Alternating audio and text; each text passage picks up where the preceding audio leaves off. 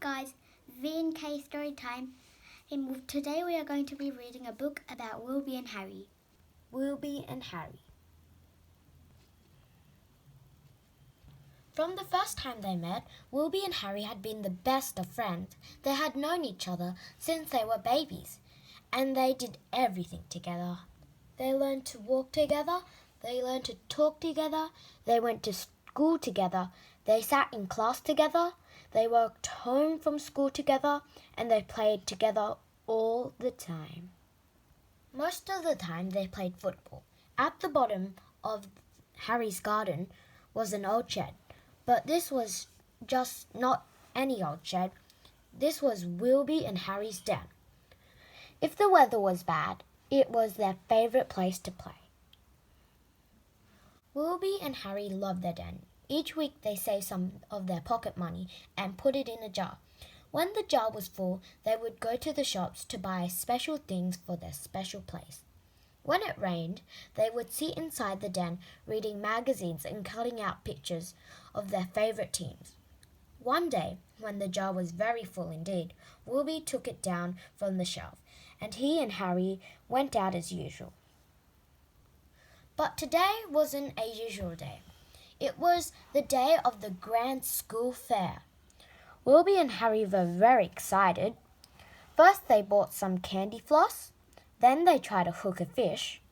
They had a guess at the weight of the cake, and they even had a try at the hoopla. Soon the jar was looking quite empty. Harry shook the money onto the grass. "What shall we do next?" he asked, as he counted the coins. "Look over there," shouted Wilbi. "A raffle to win, a signed football." There was just enough money to buy 2 tickets. Wilbi and Harry sat together on the grass and waited. Finally, it was the time for the winning ticket number to be called. Wilbi held on tightly to his ticket. He was very excited. "And the winning number is 127! Wilbi couldn't believe it. His ticket had won. He rushed up to collect the prize. "We won, shouted Harry as Wilbi came back with the ball. "But my ticket was the winner," said Wilbi. "The money was from the jar. We always share treats from the jar," said Harry. But it was too late. Wilbi was already rushing home with the prize. Wilbi was very proud of his new ball. He showed it to his mum and dad. He showed it to his aunt and uncle. He showed it to his next-door neighbour, and he even showed it to the postman. At night, he put the ball right next to his bed, so that when he woke up in the morning, it would be the first thing he saw. The next day, Wilbi asked Harry if he wanted to come and play. But Harry said he didn't feel like playing.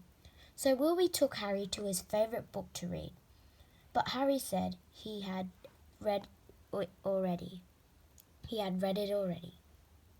So Wilbi took Harry his favourite book to read, but Harry said he had read it already.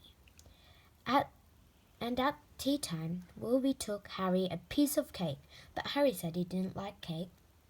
On Mondays, Harry wouldn't sit next to him in class, and that week he wouldn't walk home with Wilbi. And the next weekend, Wilbi had to play football all on his own. Wilbi was very upset. That night he was so upset that he couldn't sleep. He lay awake staring at the ball. He really missed the den, but most of all he missed Harry. And so he decided what he must do. As soon as it was morning, Wilbi rushed round to Harry's house. Harry was playing football on his own. As soon as it was morning, Wilbi rushed round to Harry's house.